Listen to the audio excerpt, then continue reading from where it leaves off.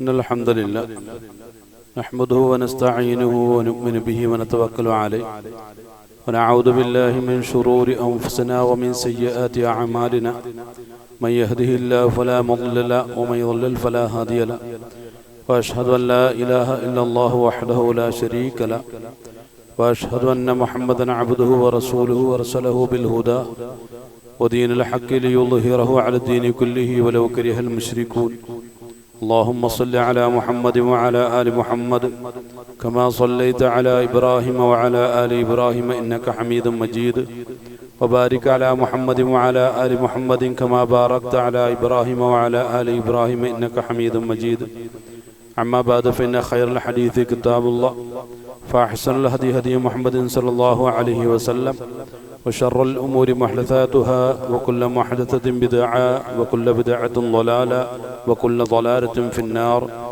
يا أيها الذين آمنوا اتقوا الله حق تقاته ولا تموتن إلا وأنتم مسلمون أعوذ بالله من الشيطان الرجيم بسم الله الرحمن الرحيم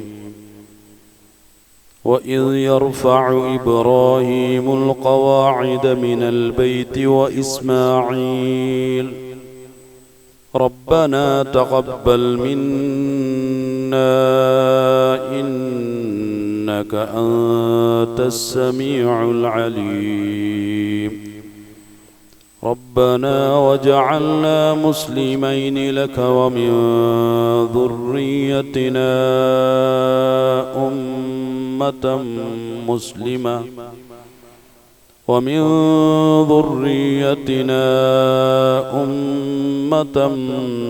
مسلمة لك وأرنا مناسكنا وتب علينا إنك أنت التواب الرحيم ربنا وابعث فيهم رسولا منهم يتلو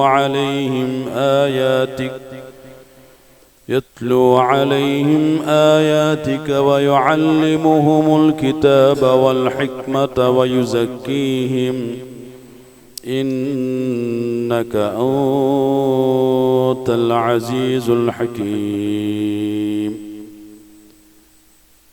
പ്രിയങ്കരായ സത്യവിശ്വാസികളെ വിശ്വാസിനികളെ, അല്ലാഹുവിൻ്റെ കൽപ്പന നിർദ്ദേശങ്ങളെ സഗൗരവം കണക്കിലെടുക്കുകയും തഖ്വ ഉൾക്കൊള്ളുന്ന ജീവിതം കെട്ടിപ്പടുക്കണമെന്നും എന്നോടും നിങ്ങളോടും ആദ്യമായി ഉണർത്തുകയാണ്. അല്ലാഹുവിൻ്റെ കൽപ്പനകളെ സഗൗരവം കണക്കിലെടുക്കുകയും അവകളെ പ്രായോഗികവൽക്കരിക്കുകയും അല്ലാഹുവിൻ്റെ റിളയ്ക്ക് വേണ്ടി അവസാന നിമിഷം വരെ ജീവിതത്തെ അല്ലാഹുവിന് വേണ്ടി പൂർത്തീകരിക്കുവാനും അവസാന നിമിഷത്തിൽ കലിമത്തു ഷഹാദ ഉച്ചരിച്ചുകൊണ്ട് അല്ലാഹുവിൻ്റെ അടുക്കിലേക്ക് ഒരു മുഅ്മിനായി മുഹ്സിനായി മുസ്ലിമായി യാത്ര ചെയ്യാനുള്ള വലിയ സൗഭാഗ്യം നൽകി അല്ലാഹു നമ്മെ അവരെയും അനുഗ്രഹിക്കുമാറാകട്ടെ. മഹാനായ ഇബ്രാഹിം നബി അലൈഹിസ്സലാം മക്കയിൽ എത്തിയതിന് ശേഷമുള്ള സംഭവ വികാസങ്ങളിലൂടെയാണ് നാം മുന്നോട്ട് പോയിക്കൊണ്ടിരിക്കുന്നത്.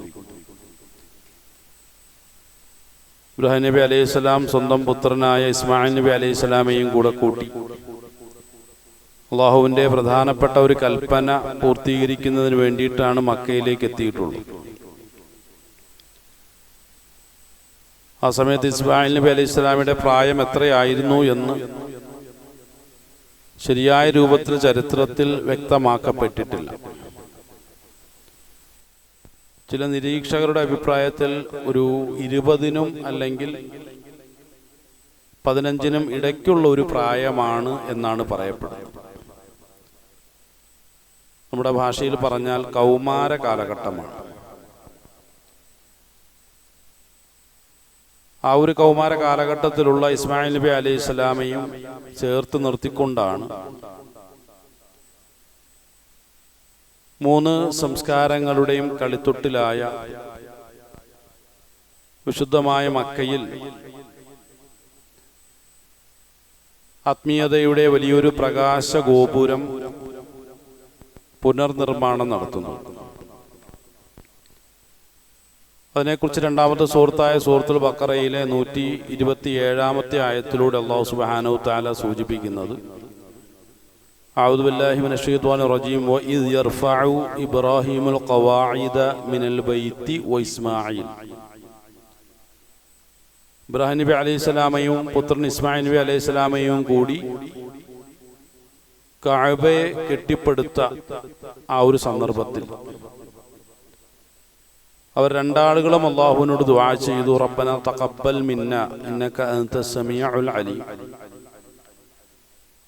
എല്ലാം കേൾക്കുന്നവനും അറിയുന്നവനുമായ അല്ലാഹു, ഞങ്ങളിൽ നിന്നും ഈ ഒരു സൽക്കർമ്മത്തെ നീ സ്വീകരിക്കണമേ എന്ന് ദുആ ചെയ്തുകൊണ്ട് ആ ഒരു കർമ്മം പൂർത്തീകരിക്കുകയാണ് ചെയ്യുന്നത്. പലപ്പോഴും തെറ്റായിട്ടുള്ള ചരിത്ര പഠനങ്ങളിലൂടെ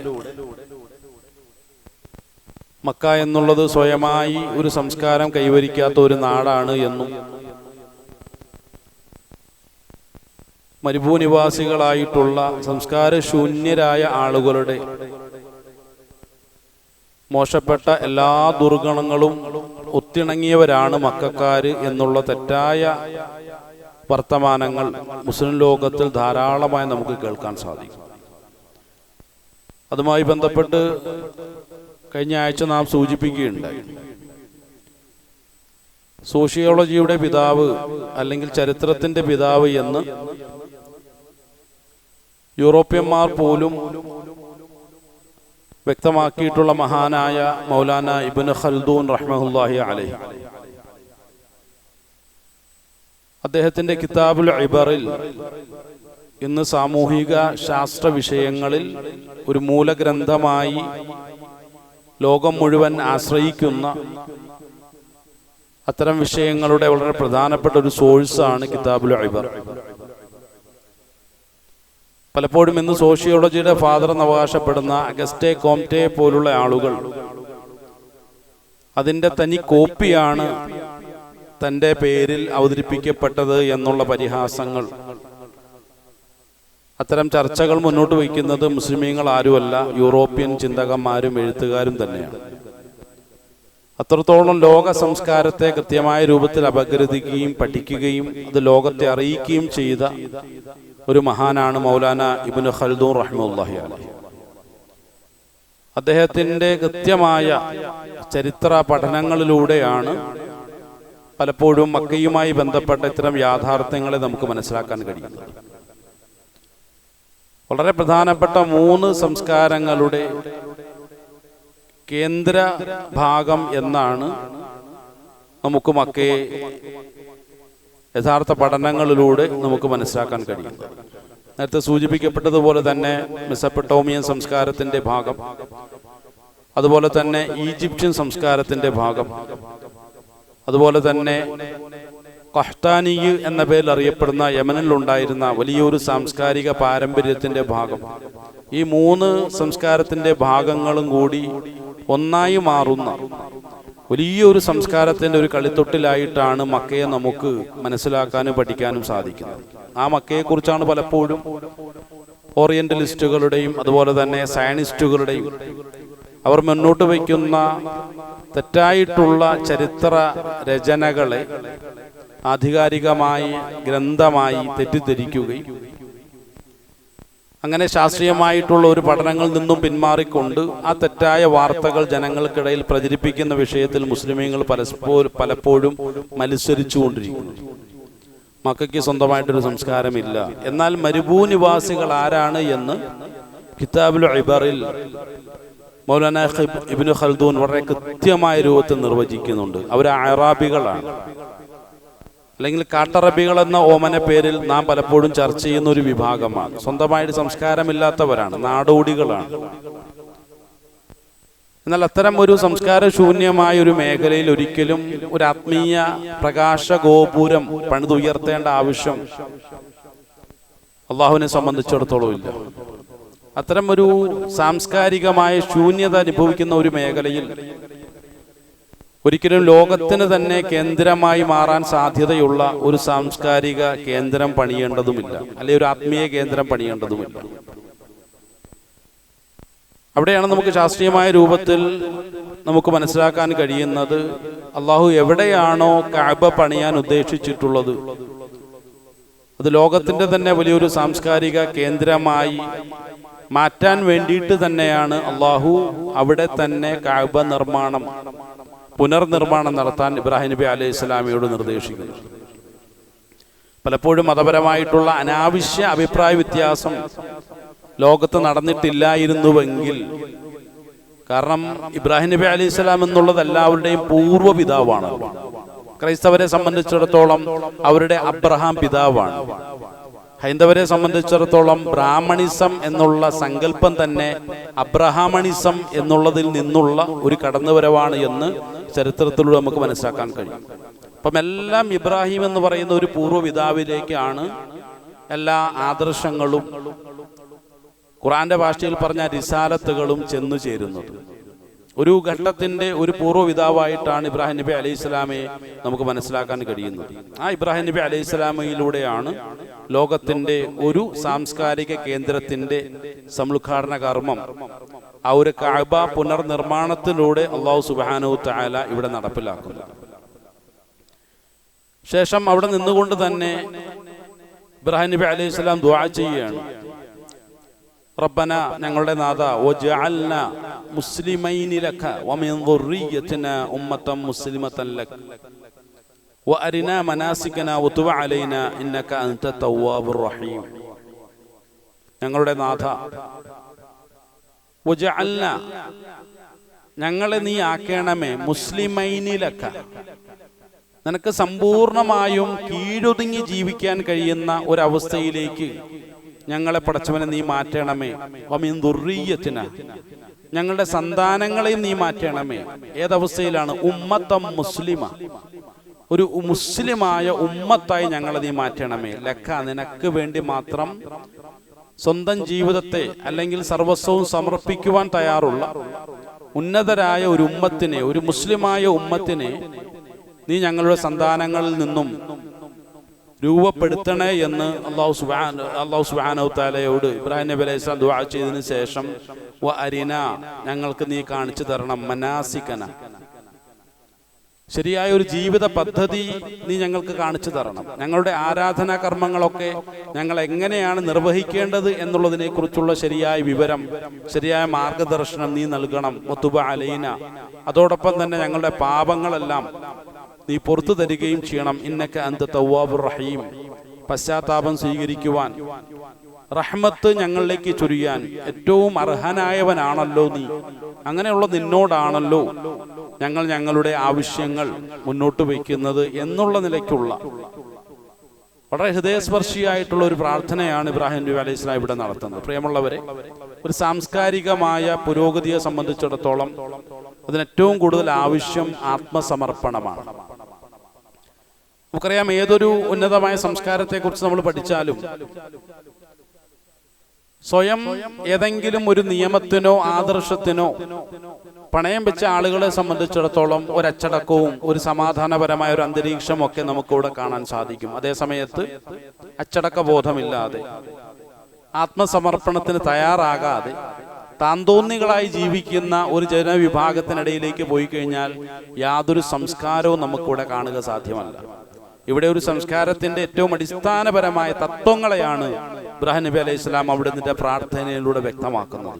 നല്ല ഒരു സംസ്കാരത്തിന്റെ കീഴിൽ, നല്ല ഒരു ആദർശത്തിന്റെ കീഴിൽ, നല്ല ആദർശ തത്വങ്ങളുടെ കീഴിൽ സർവസ്വവും സമർപ്പിച്ച്, പ്രത്യേകിച്ചും ലോക സംസ്കാരങ്ങളെ കുറിച്ചുള്ള പഠനങ്ങളൊക്കെ നമ്മൾ നടത്തുമ്പോൾ അതൊക്കെയും പ്രവാചകന്മാരിലൂടെ മാത്രം രൂപപ്പെട്ടവയാണ് എന്ന് നമുക്ക് മനസ്സിലാക്കാൻ കഴിയും. എല്ലാ സംസ്കാരങ്ങളെ കുറിച്ചുള്ള ആധികാരികമായിട്ടുള്ള ശാസ്ത്രീയമായിട്ടുള്ള പഠനങ്ങൾ നമ്മൾ നടത്തിക്കഴിഞ്ഞാൽ ലോകത്തുള്ള എല്ലാ സംസ്കാരങ്ങളും, ഇപ്പം മെസപ്പൊട്ടോമിയൻ സംസ്കാരത്തെ കുറിച്ച് നമ്മൾ പഠിച്ചു വന്നാൽ അത് നൂഹ് നബി അലൈഹി സ്വലാമയിലൂടെ സ്ഥാപിതമായതാണ് എന്ന് നമുക്ക് മനസ്സിലാക്കാൻ കഴിയും.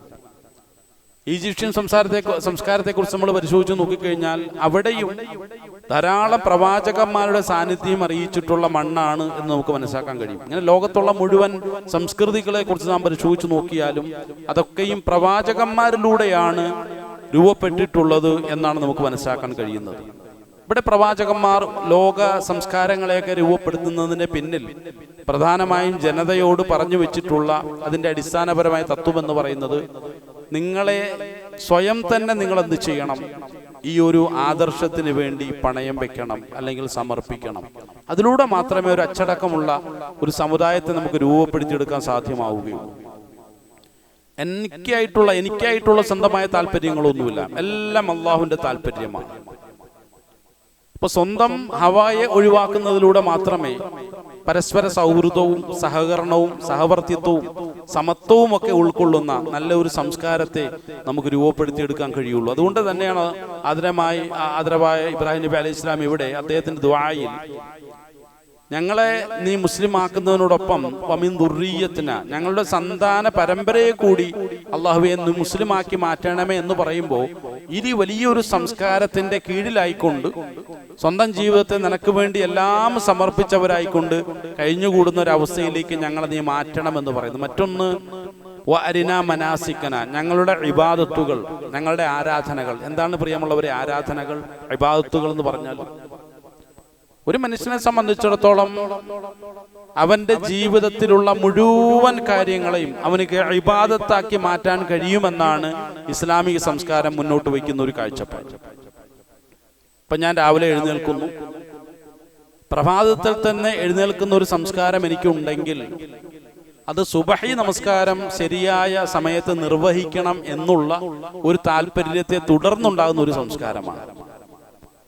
പ്രഭാതത്തിൽ തന്നെ എഴുന്നേൽക്കുന്നു, ഒരു ശുദ്ധീകരണ പ്രക്രിയയ്ക്ക് ഞാൻ സ്വയം വിധേയമാകണമെങ്കിൽ ആ ശുദ്ധീകരണ പ്രക്രിയയ്ക്ക് എന്നെ നിർബന്ധിക്കുന്ന എന്തെങ്കിലുമൊക്കെ കർമാനുഷ്ഠാനങ്ങൾ എൻ്റെ ജീവിതത്തിൽ ഉണ്ടായിരിക്കണം.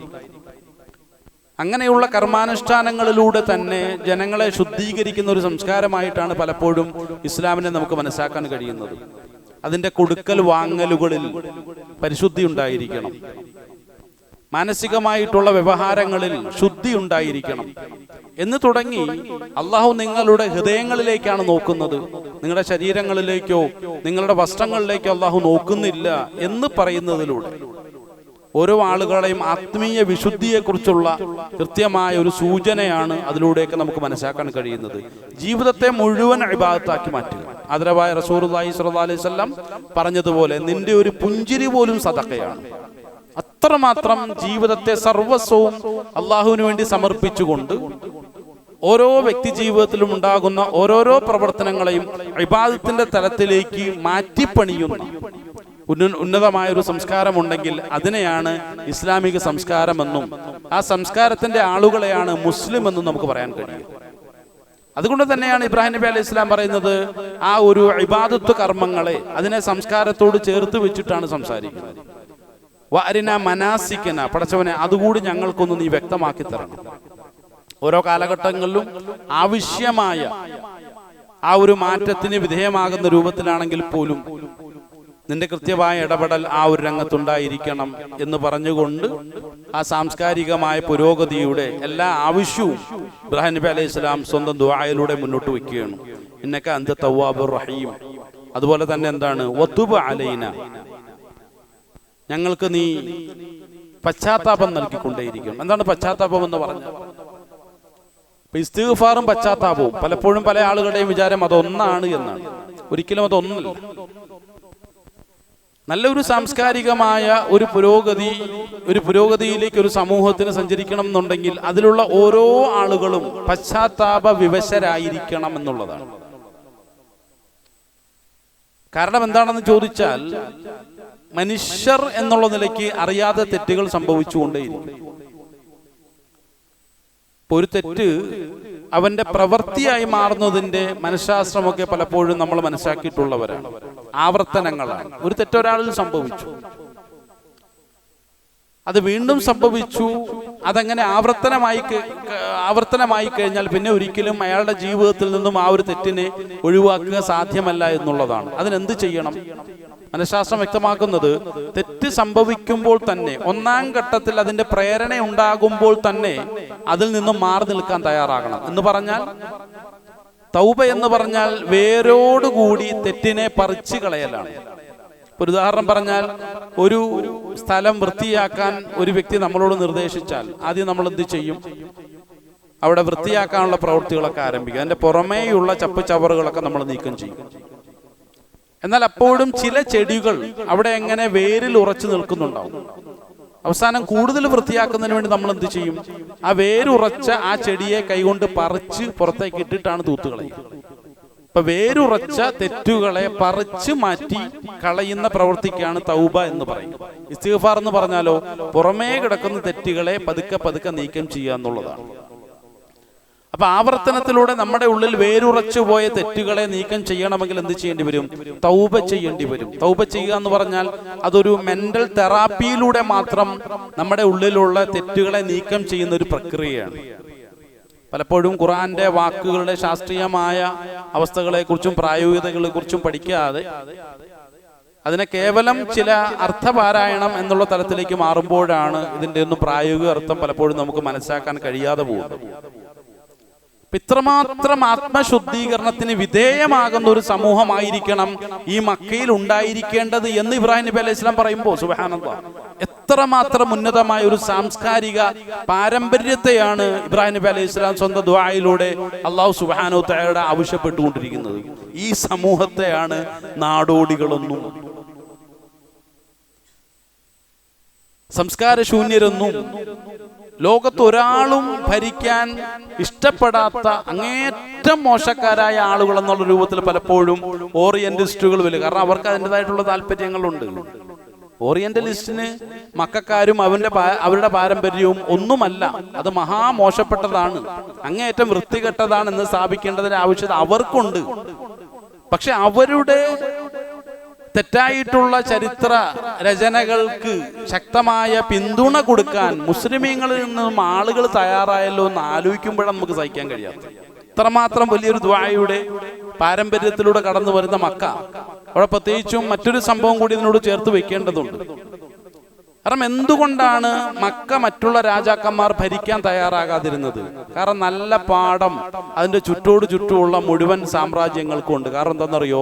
മുമ്പൊന്നും മക്ക പിടിച്ചെടുക്കാൻ വന്ന അബ്രഹയ്ക്ക് എന്ത് സംഭവിച്ചു എന്നുള്ള കാര്യം വളരെ വ്യക്തമായിട്ട് അവർക്ക് നന്നായിട്ട് അറിയാം. പ്രത്യേകിച്ചും കഅബ ഷരീഫിന്റെ ആളുകളായതുകൊണ്ടും അതിന്റെ പരിസര പ്രദേശത്ത് താമസിക്കുന്നവരായതുകൊണ്ടും അതിന്റെ ഖാദിമീങ്ങൾ അല്ലെങ്കിൽ സേവകരായതുകൊണ്ടും മക്കക്കാരോട് വല്ലാത്തൊരു ആദരവും ബഹുമാനവും അവരോട് വല്ലാത്തൊരു ഉൾഭയവും പരിസര പ്രദേശത്തുള്ള മുഴുവൻ ആളുകൾക്കും ഉണ്ടായിരുന്നു എന്നുള്ളതിന്റെ ഒന്നാം നമ്പർ തെളിവാണ് വിശുദ്ധ ഖുർആനിലെ സൂറത്തുൽ ഖുറൈശിലൂടെ അല്ലാഹു സുബ്ഹാനഹു വ തആല വ്യക്തമാക്കുന്നത്. എന്താ വ്യക്തമാക്കിയത്? അഊദു ബില്ലാഹി മിനശ് ശൈത്വാനിർ റജീം ലിഇലാഫി ഖുറൈശ്, ഖുറൈശികളെ നിങ്ങളെ നാം ഇണക്കിയില്ലേ, നിങ്ങളുടെ ജീവിതത്തിന്റെ ഭാഗമാക്കി മാറ്റിയില്ലേ. എന്താണ് ഇത്രമാത്രം ഖുറൈശികളുമായി ഇണക്കമുണ്ടാക്കിയ സംഗതി? ഈലാഫിഹിം റഹ്ല, റഹ്ലയാണ്. റഹ്ല എന്ന് പറഞ്ഞാൽ എന്താണ്? കച്ചവട യാത്രക്കാണ് റഹ്ല എന്ന് പറയുന്നത്. വലിയൊരു കാരവനുമായി ഒരുപാട് കച്ചവട ചരക്കുകളുമായി മരുഭൂമിയിലൂടെ നടത്തുന്ന അത്തരം യാത്രകൾക്കാണ്, ദുർഘടകമായ വഴികളിലൂടെ നടത്തുന്ന ത്യാഗോജ്ജലമായ യാത്രക്കാണ് റഹ്ല എന്ന് പറയുന്നത്. റഹ്ലയുമായി നിങ്ങളെ നാം ഇണക്കി. ഷിതായിലും സ്വൈഫിലും, തണുപ്പ് കാലത്തും അതുപോലെ തന്നെ ചൂട് കാലത്തും, ഈ രണ്ട് കാലാവസ്ഥയിലും യഥേഷ്ടം നിങ്ങൾക്ക് നിങ്ങളുടെ കച്ചവട ചരക്കുകളുമായി സഞ്ചരിക്കാൻ പര്യാപ്തമായ ഒരു അവസ്ഥയിലേക്ക് നിങ്ങളെ നാം ഇണക്കിയില്ലേ. അതിനുശേഷം അല്ലാഹു പറയുന്നത് ഫൽയഅബുദു റബ്ബ ഹാദൽ ബൈത്ത്, അതുകൊണ്ട് നിങ്ങൾ ഈ കഅബയെ ആരാധിക്കണം. നമ്മൾ പറയും ഇതാ വിഷയം മാറിപ്പോയെന്ന് പറയും. ഖുർആനെയും ആയത്തുകളെയും സൂറത്തുകളെയും മനസ്സിലാകാത്ത ആളുകൾക്ക് എന്നും സംഭവിച്ചു എന്നൊരു അബദ്ധമാണ്. ഖുർആൻ ശരിക്കും പറഞ്ഞാൽ നേർക്ക് നേരെ ബന്ധമുള്ള ഒരു കാര്യമാണ് സൂചിപ്പിച്ചത്. നമ്മൾ പറയും വിഷയം മാറിപ്പോയെന്ന് പറയും. വിഷയം അവിടെ മാറിയിട്ടില്ല. കാരണം ആ ഒരു കാലഘട്ടത്തിലെ അവരുടെ രഹലയെ കുറിച്ച്, കച്ചവട യാത്രയെ കുറിച്ച് നമ്മൾ പഠിച്ചാൽ ഇതാരാണ് ഈ ഒരു യാത്രയ്ക്ക് തുടക്കം കുറിച്ചത് ചരിത്രപരമായി പരിശോധിച്ച് നോക്കുക. അതിലെ റസൂലുള്ളാഹി സ്വല്ലല്ലാഹു അലൈഹി വസല്ലം പിതാവിന്റെ പേര് അബ്ദുള്ള എന്നാണ്. അദ്ദേഹത്തിന്റെ പിതാവിന്റെ പേര് അബ്ദുൽ മുത്തലിബ് എന്നാണ്. അദ്ദേഹത്തിന്റെ പിതാവിന്റെ പേര് ഹാഷിം എന്നാണ്.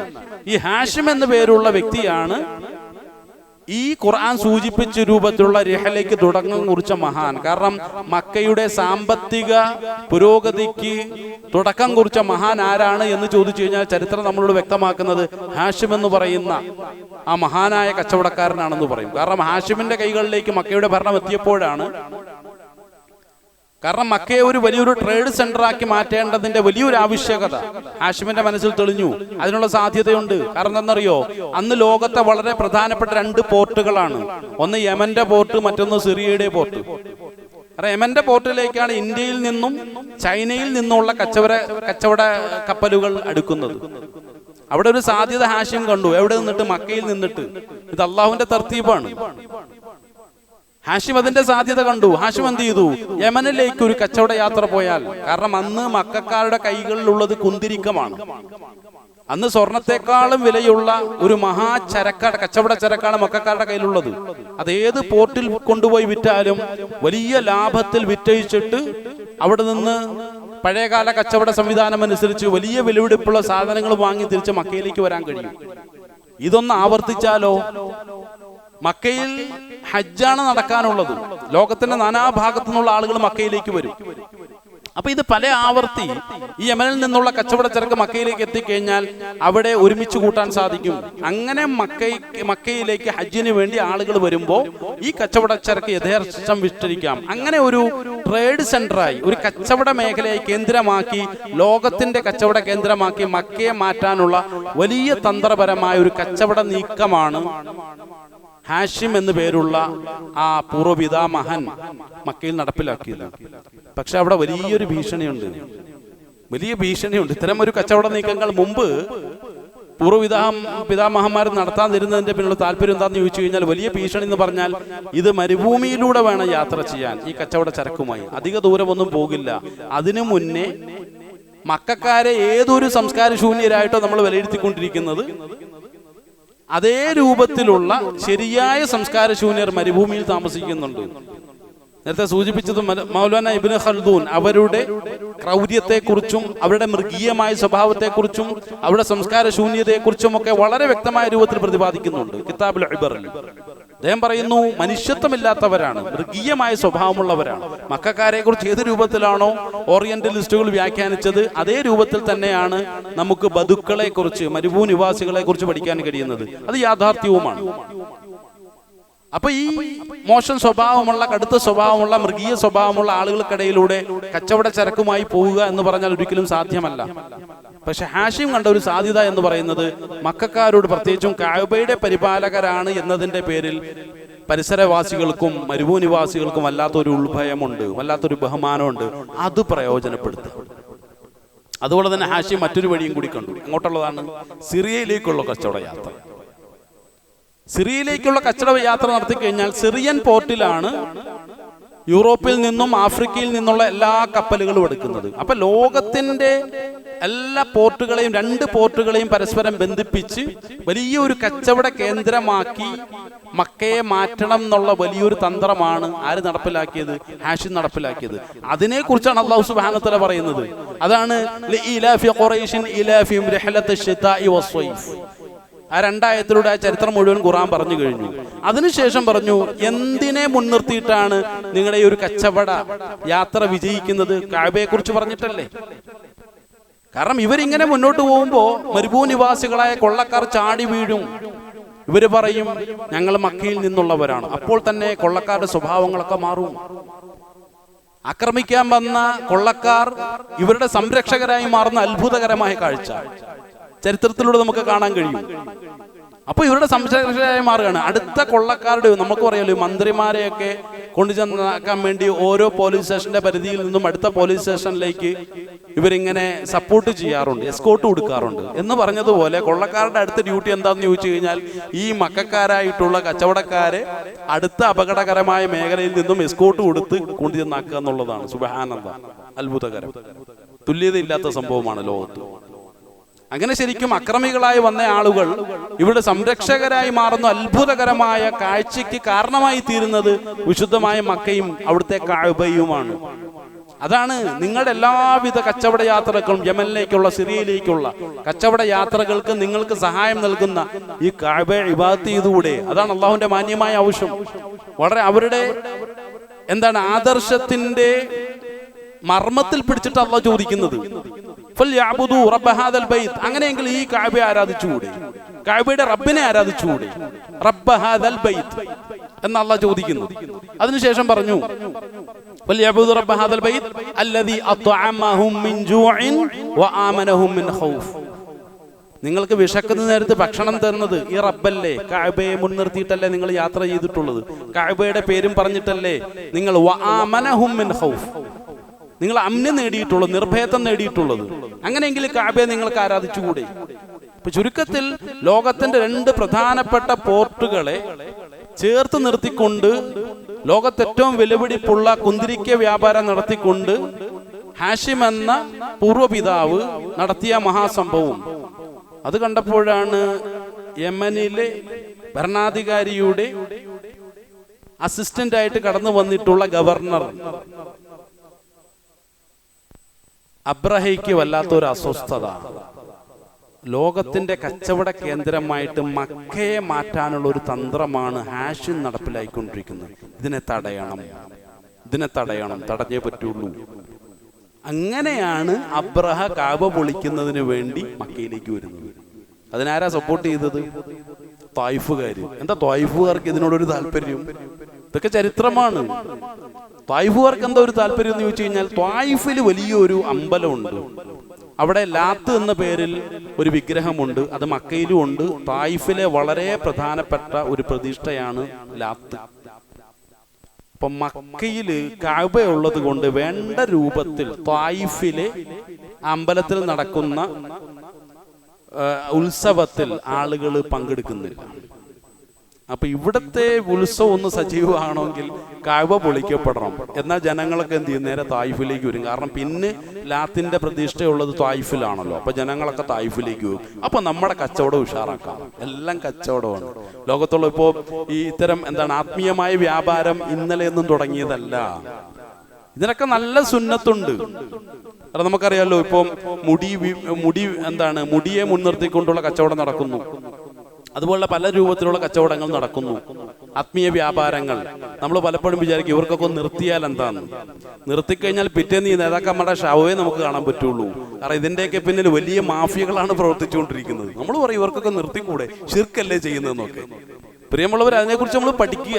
ആഗോളതലത്തിൽ അതിന്റെ സാധ്യതകൾ, അതിന്റെ പിന്നിൽ എന്താ സംഭവിച്ചുകൊണ്ടിരിക്കുക. ഒറ്റയടിക്കും തൗബ ചെയ്ത് നിർത്താൻ കഴിയുന്ന വിഷയമല്ല. അതോടുകൂടി അവരുടെ ഭൗതികത അവസാനിച്ചു. ഒന്നല്ലെങ്കിൽ പിറ്റേന്ന് അവരുടെ ഡെഡ് ബോഡി നമ്മൾ എടുത്ത് പൊക്കേണ്ടി വരും. അത്രമാത്രം ശക്തമായ മാഫിയകളാണ് ഇതിന്റെ പിന്നിലുള്ളത്. അന്ന് മുതലേ ആരംഭിച്ചതാണ്. അപ്പൊ ഒരു ആത്മീയമായ കച്ചവട സാധ്യതകളെ മുൻനിർത്തിക്കിട്ട് എന്ത് ചെയ്തു? ത്വായിഫുകാരെന്ത് ചെയ്തു? എന്നാ പിന്നെ സപ്പോർട്ട് ചെയ്യാം. അങ്ങനെ അബ്രഹത്തിന്റെ സൈന്യം വന്നപ്പോൾ അവർക്ക് വേണ്ടി എല്ലാവിധ ഒത്താശകളും ചെയ്തു കൊടുത്ത് സഹകരിച്ച ഒരു വിഭാഗമാണ് ത്വായിഫുകാർ. ആ ത്വായിഫിലേക്ക് റസൂലുള്ളാഹി സ്വല്ലല്ലാഹു അലൈഹി വസല്ലം ദീനുമായിട്ട് കടന്നു വരുന്നത്. ഇവർക്ക് എങ്ങനെ അംഗീകരിക്കാൻ പറ്റും? കാരണം ഇവിടെ കച്ചവട സാധ്യതകളെല്ലാം അതോടി തകിടം മറിഞ്ഞു പോവുകയാണ്. ഇതിനൊക്കെ ഒരുപാട് കാരണങ്ങളുണ്ട്. നമ്മൾ ചരിത്രത്തിൽ ഓരോരോ സംഭവങ്ങൾ കേൾക്കുമ്പോൾ വെറുതെ സംഭവിച്ചു പോകുന്നതല്ല, എല്ലാത്തിനും കൃത്യമായ കാരണങ്ങളുണ്ട്. അപ്പൊ ചുരുക്കം പറഞ്ഞാൽ, അങ്ങനെ അബ്രഹത്ത് പോയി മക്കയിൽ അവരുടെ താവളം തകർക്കാൻ ശ്രമിച്ചപ്പോൾ എന്തുണ്ടായി എന്നുള്ള കാര്യം ലോകത്തിന് പാഠമാണ്. ആ മക്കയിലേക്ക് ഇനി ആരെങ്കിലും സൈനിക നീക്കത്തിന് തയ്യാറാകുമോ? ഒരിക്കലുമില്ല. അതാണ് അവിടുത്തെ സാധ്യത. ഇതിനെ എന്ത് ചെയ്തു? ഓറിയന്റലിസ്റ്റുകൾ ദുർവ്യാഖ്യാനിച്ചു. അത്രമാത്രം വൃത്തികെട്ടവന്മാരായതുകൊണ്ടാണ് മക്കയിലേക്ക് ഒരാളും സൈനിക നീക്കം നടത്താതിരുന്നത് എന്ന് നമ്മളൊന്ന് ആലോചിച്ച് നോക്കുക. എങ്ങനെയുണ്ട്? ഇതാണ് അവരുടെ തന്ത്രം. പക്ഷെ ഈ തന്ത്രത്തെ മനസ്സിലാക്കാതെ നമ്മുടെ മുസ്ലിം പ്രഭാഷകർ പലപ്പോഴും അന്ധമായ രൂപത്തിൽ അവരുടെ ബുക്കുകൾ അല്ലെങ്കിൽ അവർ പ്രചരിപ്പിച്ച തെറ്റായിട്ടുള്ള വാർത്തകളെ വീണ്ടും നമുക്കിടയിലേക്ക് പ്രചരിപ്പിക്കാനും, ഈ മൂന്ന് സംസ്കാരങ്ങളുടെ ഈറ്റില്ലവും പൊറ്റില്ലവുമായിരുന്ന ആ ഒരു മക്കയിൽ ഇബ്രാഹിം നബി അലൈഹി ഇസ്ലാം ദുആയിലൂടെ നേടിയെടുത്ത വലിയൊരു സംസ്കാരത്തെ ഇല്ലാതാക്കാനുള്ള ശ്രമം ഓറിയന്റലിസ്റ്റുകൾ നടത്തിയപ്പോൾ നമ്മളും കൂടെ അതിനോട് ചേർന്ന് നിന്നു എന്നുള്ളതാണ് മുസ്ലിം സമുദായത്തിന് സംഭവിച്ച ഏറ്റവും വലിയൊരു അപജയം. അതുകൊണ്ട് പ്രിയമുള്ളവരെ, ഖുർആനിൽ നിന്നും ചരിത്രങ്ങൾ പഠിക്കുക. ഒരിക്കലും നമുക്ക് അബദ്ധം സംഭവിക്കില്ല. അത് ഏറ്റവും ശരിയായ ദിശയിലേക്കാണ് നമ്മളെ കൂട്ടിക്കൊണ്ടുപോകുന്നത്. അള്ളാഹു കാര്യങ്ങളെ ശരിയാം വിധം മനസ്സിലാക്കി അമൽ ചെയ്യാനുള്ള നല്ല ബോധവും ചിന്തയും വിവരവും നൽകി നമ്മളെല്ലാവരും അനുഗ്രഹിക്കുമാറാകട്ടെ.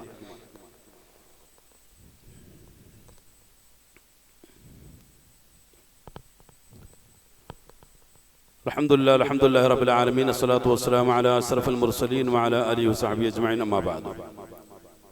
അള്ളാഹുവിൻ്റെ കൽപ്പനകളെ ശിരസ വഹിച്ചുകൊണ്ട് ജീവിതത്തെ മുന്നോട്ട് നയിക്കണമെന്നും തഖ്വകൾ കൊണ്ട് ജീവിതത്തെ ചിട്ടപ്പെടുത്തണമെന്നും രണ്ടാമത് ഒന്നുകൂടി ഉണർത്തുകയാണ്. ഇബ്രാഹിം നബി അലൈഹി സ്വലാമയുടെ വലിയ ദുആ അല്ലാഹു സുബ്ഹാനഹു വ തആല സ്വീകരിക്കുകയും വലിയൊരു സാംസ്കാരിക പുരോഗതിയുടെ തലത്തിലേക്ക് ബനു ഇസ്മായിലിയർ അല്ലെങ്കിൽ അദ്നാനികൾ എന്നറിയപ്പെടുന്ന ആ 3 സംസ്കാരത്തിൻ്റെയും പൂർത്തീകരണം അദ്നാനിലൂടെയാണ് അവിടെ സംഭവിക്കുന്നത്. അങ്ങനെ അവരിലൂടെ വലിയൊരു സാംസ്കാരികമായിട്ടുള്ള ഒരവസ്ഥ സംഭവിക്കുകയാണ്. ശരിക്കും ലോകത്തുള്ള മുഴുവൻ സംസ്കാരങ്ങളും രൂപപ്പെട്ടിട്ടുള്ളത് ഒരു ജലസാന്നിധ്യത്തെ തുടർന്നാണ്. ഇവിടെയും സംസമാണ് ജലസാന്നിധ്യമായി നിലകൊള്ളുന്നത്. ഇത് നമുക്കറിയാമല്ലോ, സംസത്തിന്റെ സാധ്യത എത്രത്തോളമാണ്. എന്നാൽ എന്തുകൊണ്ടൊരു ലോക സംസ്കാരത്തിന്റെ പട്ടികയിൽ മക്ക പെട്ടിട്ടില്ല എന്ന് ചോദിച്ചാൽ പലപ്പോഴും പിൽക്കാലത്ത് ചരിത്രം എഴുതിയത് ഓറിയന്റലിസ്റ്റുകളും അതുപോലെ തന്നെ സയനിസ്റ്റ് താല്പര്യമുള്ള ആളുകളാണ്. അതുകൊണ്ട് ഒരിക്കലും ഒരു മക്കൻ സംസ്കാരം അല്ലെങ്കിൽ ഒരു മക്കി സിവിലൈസേഷൻ എന്നുള്ള രൂപത്തിൽ നമ്മൾ പലപ്പോഴും പഠിക്കാതെ പോയത് ആ ഒരൊറ്റ കാരണം കൊണ്ട് തന്നെയാണ്. പക്ഷേ നമ്മൾ പഠിക്കേണ്ടതുണ്ട്. ആ സംസ്കാരത്തിന്റെ വലിയ മഹാത്മ്യത്തെക്കുറിച്ചും അതിൻ്റെ വലിയ പാരമ്പര്യത്തെക്കുറിച്ചും ജനങ്ങളെ നമ്മൾ ബോധ്യപ്പെടുത്തേണ്ടതുണ്ട്. അതിൻ്റെ വലിയൊരു ആവശ്യകതയാണ് പലപ്പോഴും ഇബ്രാഹിം നബി അലൈഹി സ്വലാമയുടെ വലിയ ദുആയിലൂടെ നമുക്ക് മനസ്സിലാക്കാൻ കഴിയുന്നത്. അടുത്തതായിട്ട് വീണ്ടും ഇബ്രാഹിം നബി അലൈഹി സ്വലാം ആ കഅബ പുനർനിർമ്മാണം നടത്തിയതിനു ശേഷം വീണ്ടും ദുആ ചെയ്യുകയാണ്. അഊദു ബില്ലാഹി മിനശ് ശൈത്വാനിർ റജീം. റബ്ബനാ വബഅസ് ഫീഹിം റസൂലൻ മിൻഹും യത്ലു അലൈഹിം ആയാതിക വയുഅല്ലിമുഹുൽ കിതാബ വൽ ഹിക്മത വയുസക്കീഹിം ഇന്നക അൻതൽ അസീസുൽ ഹകീം.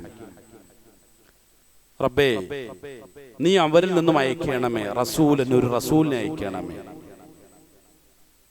എന്താണ് അദ്ദേഹം ചെയ്യേണ്ടത്? യത്ലു അലൈഹിം ആയാതിക, നിന്റെ ദൃഷ്ടാന്തങ്ങളെ അദ്ദേഹം ഓതിക്കൊടുത്ത് എന്ത് ചെയ്യണം? അവരെ പഠിപ്പിക്കുക. വയുഅല്ലിമുഹുൽ കിതാബ വൽ ഹിക്മ, അവരെ എന്ത് ചെയ്യണം? ഇൽമും പഠിപ്പിക്കണം, ഹിക്മത്തും പഠിപ്പിക്കണം. സുബ്ഹാനല്ലാഹ്, വലിയ ദുആയാണ്, നമ്മളെ അമ്പരപ്പിക്കുന്ന ഒരു ദുആയാണ്.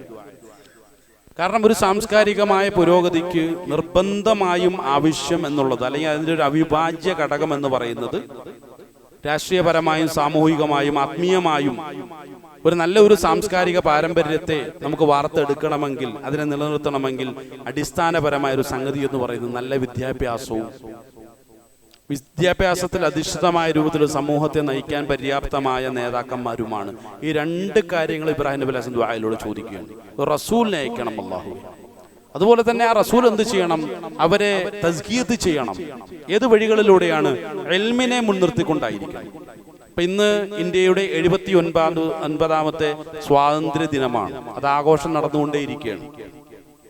അതുമായി ബന്ധപ്പെട്ട ഒരു ചിന്ത 1866കളിൽ ഉത്തർപ്രദേശത്തിന്റെ ഒരു ഭാഗത്ത്, അഥവാ സഹാറംപൂർ ജില്ലയിൽ ദൈബന്ദ് എന്ന് പറയുന്ന ഒരു പ്രദേശത്ത് വലിയൊരു വിദ്യാഭ്യാസ സ്ഥാപനത്തിന് അതിന്റെ ആളുകൾ നേതൃത്വം കൊടുക്കുകയുണ്ടായി.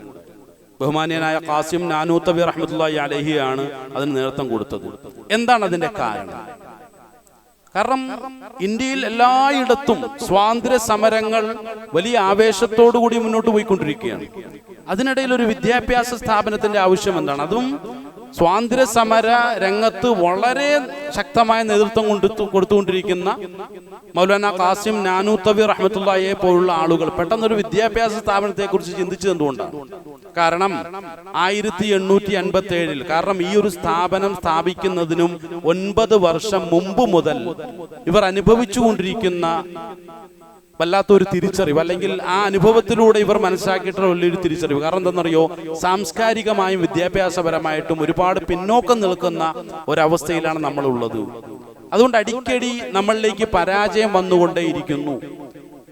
വലിയൊരു വൈകാരികമായ ആവേശത്താൽ സ്വാതന്ത്ര്യ സമരം എന്ന് പറഞ്ഞുകൊണ്ട് ചാടിയിറങ്ങിയ ഈ ചെറുപ്പക്കാരെ നമുക്ക് നിയന്ത്രിക്കാൻ കഴിയുന്നില്ല.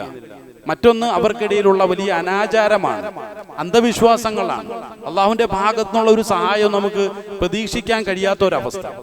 ഈ ഒരു സാഹചര്യത്തിലാണ് നമുക്കൊരു വലിയൊരു സാംസ്കാരിക സ്ഥാപനം അല്ലെങ്കിൽ ഒരു ഇസ്ലാമിക സ്ഥാപനം ആവശ്യമാണ് എന്നുള്ളൊരു ചിന്തയിലൂടെ മൗലാന ഖാസിം നാനൂത്തവി റഹ്മത്തുള്ളാഹി അലൈഹിയും സംഘവും കടന്നു വരുന്നത്. അങ്ങനെയാണ് അടിക്കടി പരാജയം നേരിട്ടുകൊണ്ടിരുന്ന ആ ഒരു 9 വർഷ കാലയളവിനിടയിൽ അവരൊരു തീരുമാനമെടുക്കുന്നതും അങ്ങനെ 1866 സഹാറംപൂർ ജില്ലയിൽ ദൈബന്ദ് എന്ന് പറയുന്ന സ്ഥലത്ത് ഒരു സ്ഥാപനത്തിന് അവർ രൂപം കൊടുക്കുന്നത്. കാരണം ഈ സ്ഥാപനത്തിന് രൂപം കൊടുക്കുമ്പോൾ അവിടെ ഒരുപാട് വിദ്യാർത്ഥികളൊന്നും ഉണ്ടായിരുന്നില്ല, ഒരുപാട് അധ്യാപകരും ഉണ്ടായിരുന്നില്ല. ഒരേ ഒരു വിദ്യാർത്ഥിയും ഒരേ ഒരു അധ്യാപകനും. അതായത് മുല്ല ഹസൻ എന്ന പേരിൽ ഒരു അധ്യാപകൻ ഇരുന്നിട്ട് ശിഷ്യനായ മഹ്മൂദുൽ ഹസൻ എന്ന് പറയുന്ന 14 വയസ്സുകാരന് ഇൽമു പറഞ്ഞു കൊടുക്കുകയാണ്. അതോടുകൂടി ദൈവന്ത് ദാറുൽ ഉലൂമിന്റെ പ്രവർത്തനം ആരംഭിക്കുകയാണ്. സുബ്ഹാനല്ലാഹ്. ഇന്ന് നമ്മൾ പോയി നോക്കണം ആ സ്ഥാപനം.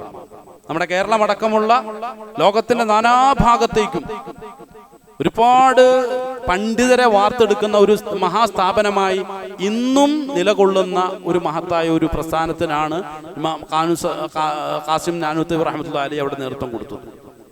അതിനുശേഷം അവരുടെ ചിന്തകൾ അത് വളരെ ശരിയായിരുന്നു എന്ന് തെളിയിക്കുന്ന രൂപത്തിൽ പിൽക്കാലത്ത് അന്ന് 14 വയസ്സുകാരനായി ഖുർആനിലും ഹദീസിലും ഒക്കെ വിജ്ഞാനം നേടിക്കൊണ്ടിരുന്ന ആ ഒരു വിദ്യാർത്ഥിയാണ് പിന്നീട് മഹ്മൂദുൽ ഹസൻ ദൈബന്തി എന്ന പേരിൽ സ്വാതന്ത്ര്യ സമര രംഗത്ത് വളരെ ഉജ്ജ്വലമായ പ്രകടനങ്ങൾ കാഴ്ചവെച്ചുകൊണ്ട് ബ്രിട്ടീഷുകാർക്ക് എന്നും തലവേദനയായിട്ട് അദ്ദേഹവും അദ്ദേഹത്തിന്റെ ശിഷ്യനായ ഹുസൈൻ അഹമ്മദ് മദനി റഹ്മത്തുള്ളാഹി അലൈഹി രണ്ടുപേരും കൂടി അത് ശക്തമായ നേതൃത്വം കൊടുത്തുകൊണ്ടിരിക്കുകയാണ്.